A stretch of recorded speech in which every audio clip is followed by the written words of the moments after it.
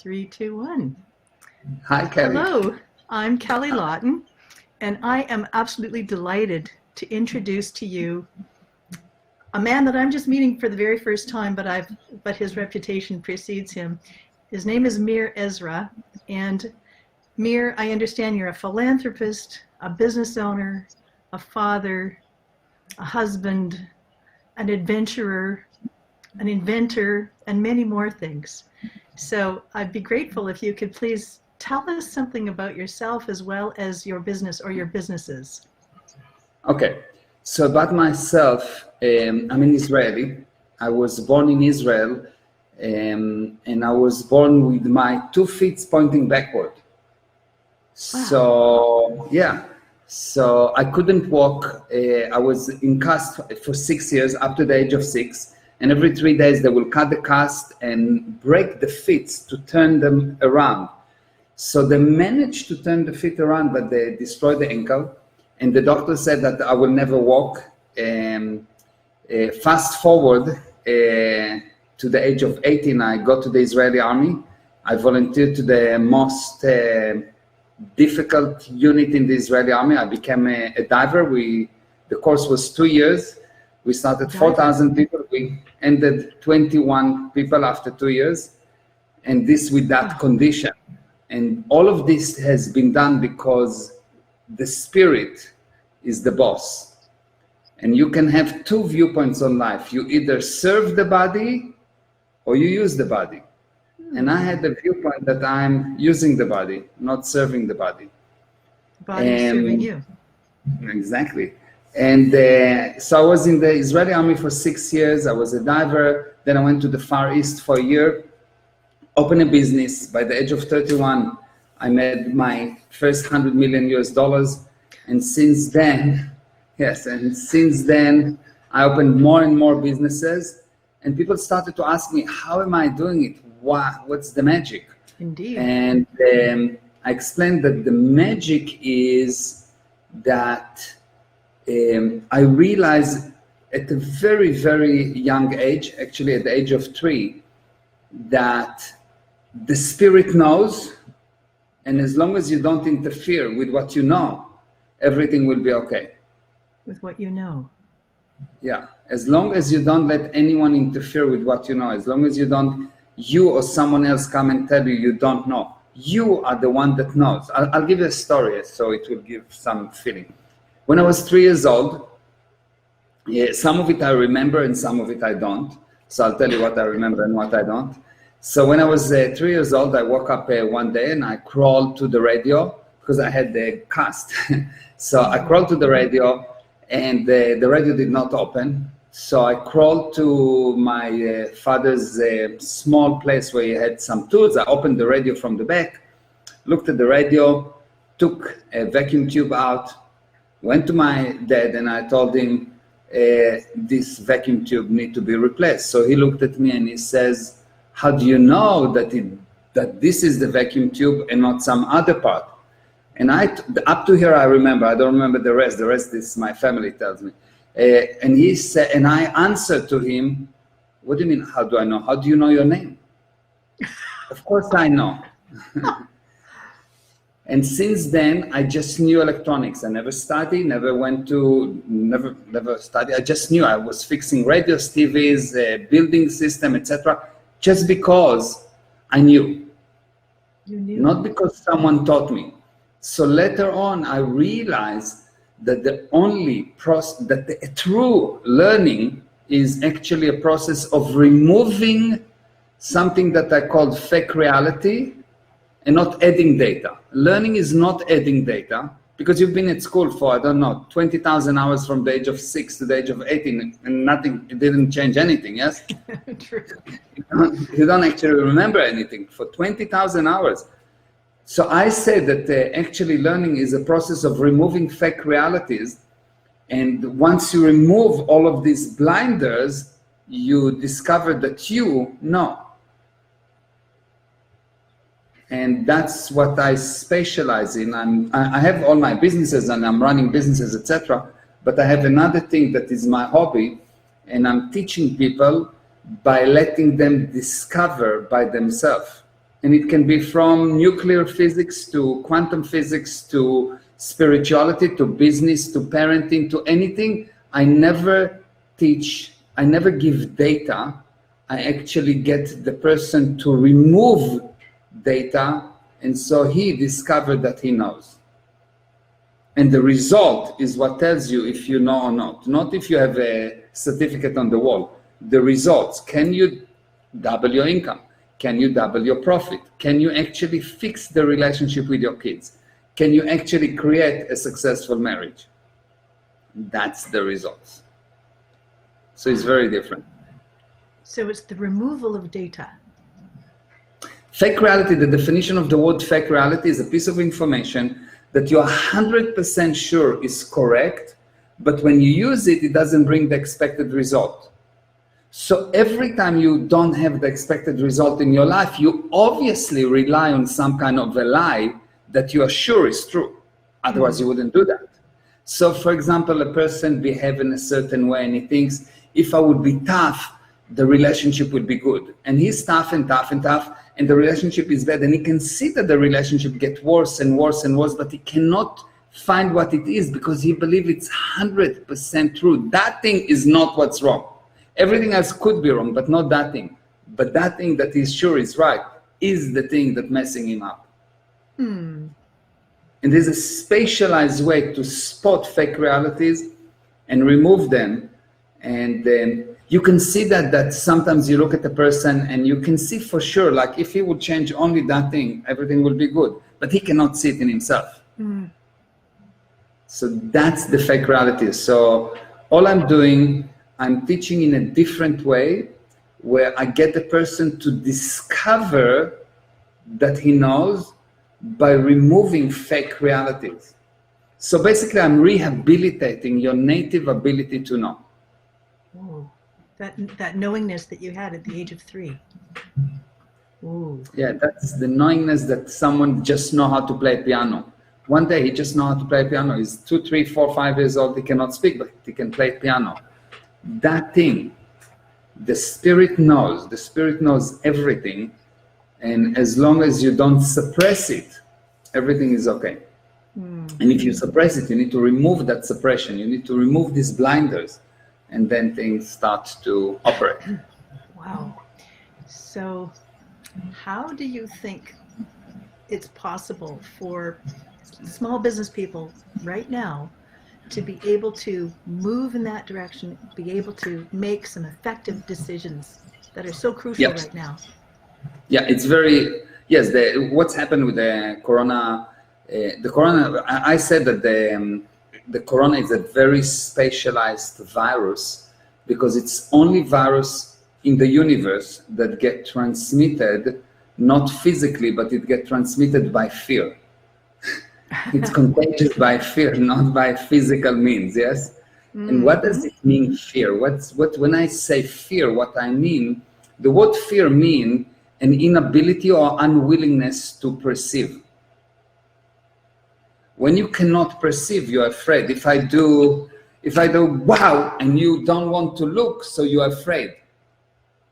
So what you're afraid of, if you're afraid of something because you don't look at it, what you're afraid of usually do not exist.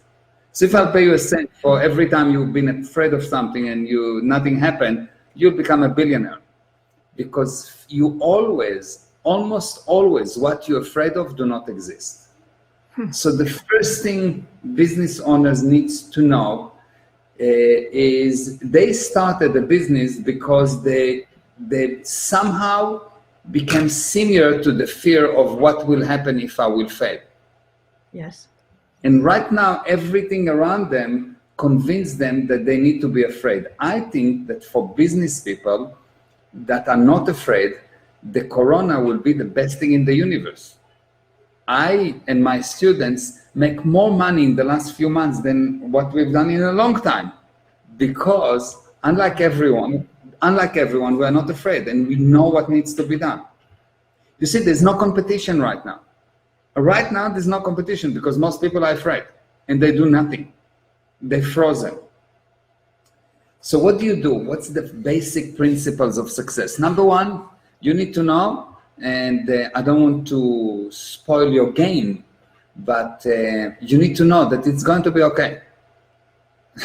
At the end, it will be okay. By the end of the game, it will be okay. Everyone will be fine. Yes. Thank you. It will be maybe difficult, but it will be okay. You will survive. Nothing. It's okay. So the first thing you need to know that it will be okay. Yes. And the second thing that you need to know that at the time of crisis, everything needs to be magnified. Everything has to be much more. So if you used to send 100 emails, you need to send 100,000 emails. If you put one advertising, you need 1,000 advertising. Whatever you've done, you need to increase order of magnitude, and everything with communication out. The number of communication out will define how rich you will become. Not the quality, the number, just the number. Quantity is in order of magnitude more important than quality. Wow. I had a friend that came to me years ago, and he came to me and he showed me this wonderful, amazing brochure that he prepared. And at that time there was still paper, and this paper was unbelievable, glossy and beautiful and everything. And he told me that he's going to send it to 1,000 pieces like that. I said, why only 1,000? He says, because each one of those things cost $499 times 1,000, and he had $5,000, and that's why 1,000. But he said, look, this is such a quality that the response will be really good. I said, what will be the response? So he says, I'm estimating 10%, 100 people. I told him, here is what I suggest. I suggest that you'll take toilet paper and print it on toilet paper, and print it not 1,000, but 1,000,000 pieces. He says, toilet paper, are you crazy? I said, no, I'm not crazy. How many people will open it or will read it? He says, well, because it's a toilet paper, 1% or open 1%. Well, okay, 1% of 1,000,000 people is much more than 100. And he did. He sent it on a toilet paper, not a toilet paper, but something that really, really, really dirt cheap, black and white, dirt cheap, but quantities, like unbelievable amount of quantity with the same $5,000. He became the most rich, the richest person in Cape Town. Ah. By that, in the richest in his area, yes, not overall, yes. So just by that, because he continued from that time to do this very low cost paper, low cost advertising, but quantities. High volume. High volume. Number of communication out define the income. Your income is defined by the number of communication you put out. And it is quite fascinating. You can understand it if you want to understand. The principle is space has been created by taking points out. You put communication out. So space, you've got space around you. So you've got 8 points and you have a space, yes? Now, the bigger the space, the more people you include in your space. Okay? Mm-hmm. The more people anything that is in your space, you are the God over. I'm the God, the thing that I have in my space. I control it. I tell what happens with it. I decide if I see it or not. I decide if I go to it or it's come to me. I decide what's going on in my space. I'm the God over my space. God not as the real God, yes? Like I'm the controlling factor, yes? Mm-hmm. So the bigger your communication, the more communication you put out, the further it goes, the more people you have under your control. And the more you control, the more people listening to you, the more you touch people, the more income you will have. That's brilliant. It's just the number, not the quality. Don't try to do this amazing, unbelievable Instagram story with no, just take it. If you are chef or not chef, whatever, just do it. Thank you. Just I've been struggling with technology, but hey, we're just doing it. Thank you. Just do it. That's it's brilliant. not important. It's not important. I have customers. I put out an email. I just put the email out, sometimes with spelling mistakes, sometimes it's half Hebrew, half English. I send out communication. It's better than waiting for the perfect email that will be super perfect, and Yes. I will send one email blast instead of 20. Ah. So more communication, more communication. This is number one. Number one is more communication. The quantity is more important than the quality. And most people don't know it, and most people fight this idea, and so they're poor. Rich people communicate a lot.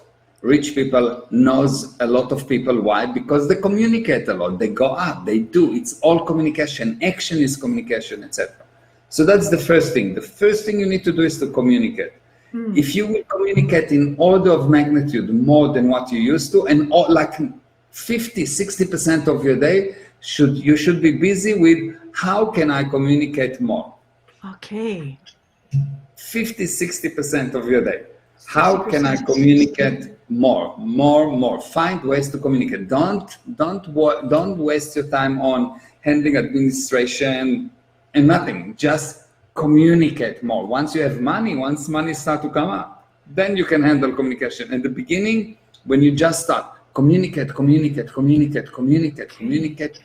more and more. Go find, put notes outside. I'm here, I'm selling, this is what I'm selling. The second part is you need to use survey. You have to learn how to survey. And survey is not asking question, do you like this, yes or no? Survey has a very specific knowledge that you need to learn, and you need to learn three things. How to find something that's called a button. What is a button? When I have a button on a remote, on a computer, or any button, when you press a button, you expect a specific result, yes? Yes. People have button in their head. They have things that, if you find what this thing that interests people, what is their button, this thing causes them to look. So for example, if you want to buy a car and you decide you want to buy a Mercedes, all of a sudden you see 20 Mercedes per day. And before that you didn't see because it's your button. So every group have button in regards to any subject. So you can take a group and say, well, you know, you can find out, there's a way to find out. What is your button in regard to yoga? And what you will guess will probably not going to be what they say. You find the button. If you find the button, then you will see that it will be boom. Yes, it is. I'll give you an example. Please. Many years ago, there was a friend, and he was a veterinarian. And he came from a rich family, and his father bought him the practice and gave him money. And he was really trying to prove that he's good, because he was a Jewish guy. And if you are not a doctor, not veterinarian, if you are not a doctor or a lawyer, you're not worth anything in the family. You need to be a doctor or veterinarian is kind of a lower form. Although it's not true, but that's the view. So anyway, so he was trying to prove himself, and he was really working hard and trying to prove himself. So he started to promote, and he tried to promote, and he tried to promote, and he did all kind of things to promote. So he came up with an idea, you know, in Cape Town, there's a lot of ladies that are with dogs. So when they will come to the practice, I will give them free manicure, pedicure. Didn't really change anything. He came up with another idea that what dogs need is a better washing system that would be at higher quality. Didn't really do much. He came up with all kinds of ideas, and it didn't really do much. Mm-hmm. So one day he sit with me, I'm sitting in a coffee shop, and he says, you know, Meir, I'm trying everything. I don't know, I think that people just don't like veterinarian. I said, but there are many successful veterinarians. So he says, yes, but maybe I'm in the wrong place. So he's inventing excuses, yes?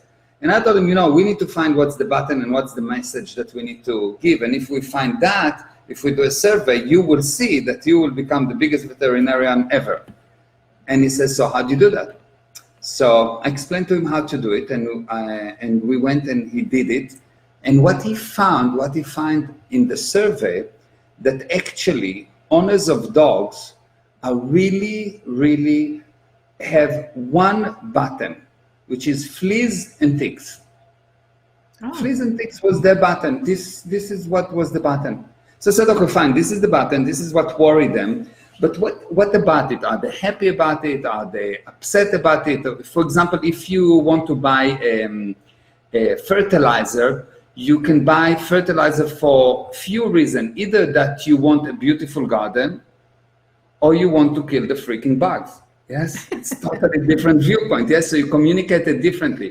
So we found that they are really upset about the fleas and the ticks. So we put a very small ad in the newspaper. At that time there was no Facebook and so on. And we wrote fleas, fleas, fleas, fleas, and ticks too. We killed them all. Died, blah, blah, blah. This guy became an overnight success. Why? That was the button for these people, for the majority of the people, more than 80% of the people. Fleas and tick was the button, and they were pissed off about it. So we gave it in the correct tone, in the correct emotion, and they came like, it's a magnet. It's just a magnet. If you know how to survey, you create a magnet. So number one, you need to come out. Number two, you need to do a survey. And the third thing, probably even more important than all of that, it is to be unserious. What do I mean? What do I mean unserious? Most of the people think that the word seriousness mean to do something diligently. But I have a different definition for that word. What I mean with the word serious is mean doing something for fun and not in order to avoid pain or punishment. When you are unserious, when children are serious, they're doing something for fun and they're not doing it in order to avoid punishment. When you are serious, you think your thought process is like that. I have to go to work because if I don't go to work, I will get punished. I will not get salary. And if I will not get salary, I will get punished. I will not be able to pay my rent. And if I will not be able to pay my rent, I will get punished. I will be kicked out. And I don't want to be kicked out, so I go to work. It's very serious. It's terribly serious. You know, it's like heavy. Life is heavy, yes? Mm. Like how serious can you get? Dead serious. Yes? Like when you are dead, that's the point that you are most serious. And when you are born, it's the point where you are the most unserious. Everything is beautiful, lots of opportunities. There's no punishment. Children don't understand the risk on anything because they're unserious. They are really happy.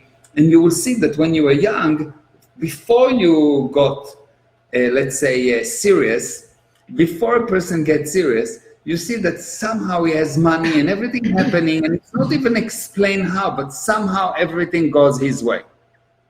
And unless you're serious about something. Those areas in your life that you're serious about are areas that you fail at.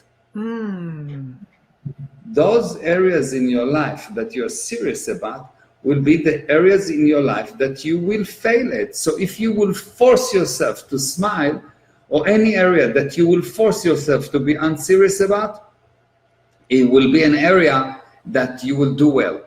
Now, there is a whole knowledge about all of those things that I'm giving you really quickly, about communication art, about survey, about how to become unserious and why do you become serious, etc. But, and of course, you can come to one of my seminars and you will learn this thing. But the general thing is, if you just understand these three things and just think with them, whatever happened, don't take it seriously. Someone punch you, say thank you.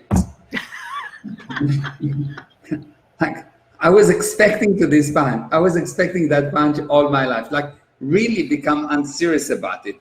So, in order to have a problem, what is a problem? A problem is force counter force, yes? So someone pushing you and you're serious about it, you're pushing against. Now, if you're pushing me and I don't push back, you cannot create a problem because there's nothing to push against. When a person is not serious, nothing can hit him. When you are serious, you're becoming a moving target and a magnet for problems. Wow. So you will see that you are as alive as you are unserious. And you can restore life to anyone by introducing to him that idea and getting him to remove seriousness. There's an actual reason why a person becomes serious, and you can remove it quite easily. And I can say that within an hour, I can teach a person how to become unserious, and his life will change, totally change from one side to another, just by this one thing: be unserious. Whatever happened, kiss it. I said that there is a law that defines success. Your ability to win and lose with the same level of enthusiasm will define how successful you are. You have to be able to win and lose with the same level of enthusiasm in order to be successful. Brilliant. I love it. So this is just small ideas on few things that you can do right now. Communicate, figure out, survey, and someone can contact me and I will teach them how to do a survey, and I will help them with the survey. It's not a problem. You need to learn how to do that. So you need to learn how to do surveys, you need to communicate, and you have to, more important than the communication art, more important than the survey, more important than breathing, be unserious. Unserious. Wow, those are really tangible things that I think I will start today. I will do that today. Yeah. Wow. It's basically force yourself to smile. Force yourself to smile, and you will see that if you force yourself to smile, all of a sudden the whole world start to smile and help you. All of a sudden the whole world start to conspire to help you smiling. Wow, this is amazing. Mir, I have a question for you. The industry that I've worked in for the longest time is the shopping center industry.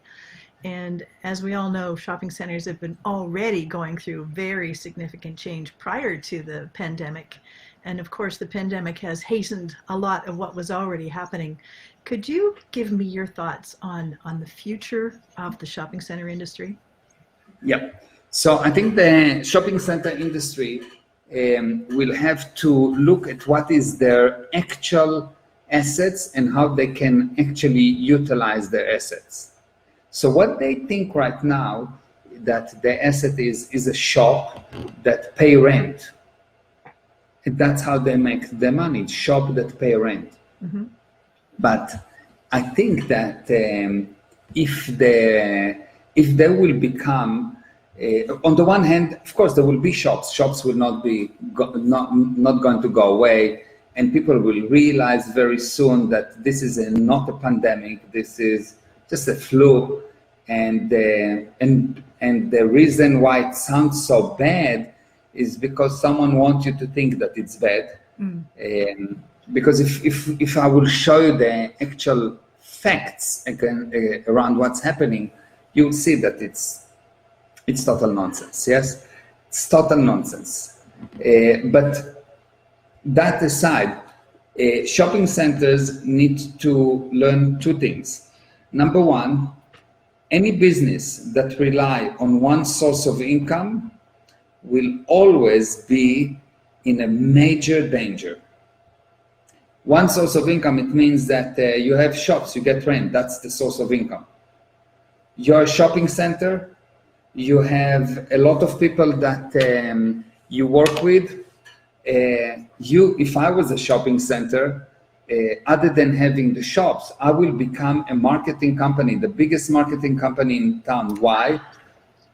I have all of these clients that have clients, and they need clients, and I will do marketing to each one of those people. So if they are not in my shopping place, in the shops, I will still market them, and I'll make sure that people get to them online.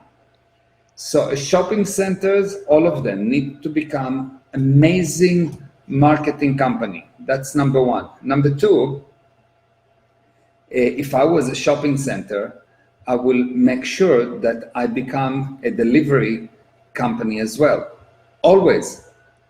And why? Because I already have so many clients there that I can deliver for, and I will choose the clients in such a way that it will help me to have more deliveries, and I will create a delivery company that will deliver to my shopping center, but also to others that are not awake enough to create it. So if this is what I would do, and I will come with more ideas what to do is by using those clients, and I see these clients as an asset. So I have those clients, they're renting shops from me, and they are my assets. What do they need that I can supply that is more than just the shop, the space? And if they will start to think like that, you'll see that in the next disaster, they will not be hurt so much. And in this disaster, the faster they will start to establish themselves into more businesses that somehow the current customers that they have will help them. The more they will establish themselves in those areas, the faster they will grow. Beautiful. And this is always consistent with what you just said for small businesses. Yeah, communicate, exactly. Marketing. Communicate, more communicating. Delivery. Small businesses. Yeah, delivery, communication. There's so many amazing solutions if you did not decide that you lost. If you're unserious, oh, someone punched me, thank you. Let me see how I use this punch. So unserious. So okay, Yeah. Regardless of the size of your company or the size of your asset base, same ideas. Always same ideas, because the laws of the physical universe are the same laws. So it always works. People tell me sometimes when I go to coach people, they tell me, well, you know, my company is different. Your company is not different. Oh, I'm in a different country. No, it's all the same. Yes, of course, it's a little bit different in culture and so on. But the way that people work is the same. They get upset, they get insulted, they get happy, they get excited, they get enthusiastic, they get conservative, they get antagonistic, they get angry, they get in fear, they get griefy, they get etc. They go through the same level of behavior, regardless if you're Jew or Christian or Chinese or whatever. Mm-hmm. It's all the same. It's just sometimes they have a different dress on, but underneath it's the same machine. Mm-hmm. Wow. Meir, I know that you have an event coming up this Sunday, May 30th, and yes. I've created a little banner, if I can figure out how to put this on the screen. If you'd like to talk about it. Yes. If you'd like to talk about it. Yes. So I have a friend, her name is Ray Indigo, and she's a very famous and successful yoga teacher from Miami. And she started to, a few months ago, almost a year ago, she decided that she's not going to teach yoga anymore because she decided that it doesn't, what she thought yoga will produce, the result that she expected was not happening. And she went to all the different teachers around the world and she employed them privately, and she realized that despite everything, there's no results. No actual result. People can do wonderful poses, but their life are falling apart. They don't survive. They are hungry. They don't survive. So how come you have that amount of supposed knowledge that is so amazing, but the results are not following? So something do not add up. Mm-hmm. And she decided that she's going to either find the answer or she's going to stop teaching, and she took a break. And she didn't teach for a few months, and she started to look for teachers. And somehow, I don't even know how, she arrived to me. And I spoke to her for an hour. I was in Italy at that time. Mm-hmm. I spoke to her for an hour, and she said, okay, it sounds like you know what you're talking about. I didn't know that she already watched all my videos on YouTube and so on. Mm-hmm. And she said, I want to hire you privately, and I'm not cheap, I'm exceptionally expensive. But she hired me, and she paid a lot of money. And in the first lesson that we had, it was, I think, 2-3 hours. She said that she learned more than she've learned all her 20 years of learning in the past, and the result that she got, the immediate result that she got, was just unbelievable. And since then, her business goes up, and she really realized that she was right. There's something was missing that she didn't know there was something missing. So fast forward a few months, she came to me and she said, look, I used to teach the sutras, but I know that after I've studied with you that something is missing there. I want you to look at them. So I looked at them and I said, there's no way to understand those sutras because there is something that's missing. The way that they are presented right now is not the original form. And so she says, so how do we going to find the original form? I said, I would develop a method to recall the original form. So I developed a method that I'm going to take all my students, all the people that will be on that seminar that I'm going to do, that they will recall the original form. I will not teach them the sutras. They will recall them. The same like I did, the same like I showed Ray. So they will recall the sutras, and by that, I will actually get them to know rather than to parrot something.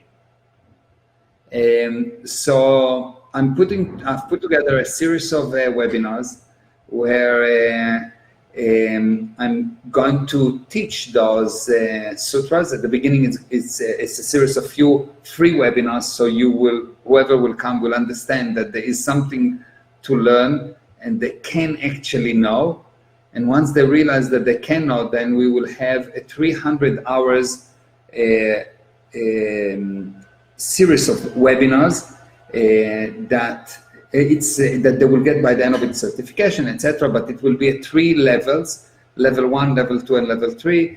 And in those levels, there will be a very specific end phenomena to each level. So when you come to that level, I'm promising you to deliver that end phenomena. And if you didn't get that result, you don't pay me. I pay you. Wow. Yeah. Is this, if I'm capable of understanding what you're going to be teaching, is this something that's going to help me move forward in business as well as life? In business, in life, in anything. It's like basically the end result of this, that you can be you will become the magician of your life. You will say, and so it will happen. Wow. I can't wait for Sunday. Yeah. I'll put it good. back on the screen in case anybody didn't get it. Yes, so Sunday, and you can register by going to www.meirezra.com/yoga. So my name, meirezra.com/yoga, all lowercase. /yoga. Yes, Let's see if I spelled it right. meirezra.com/yoga.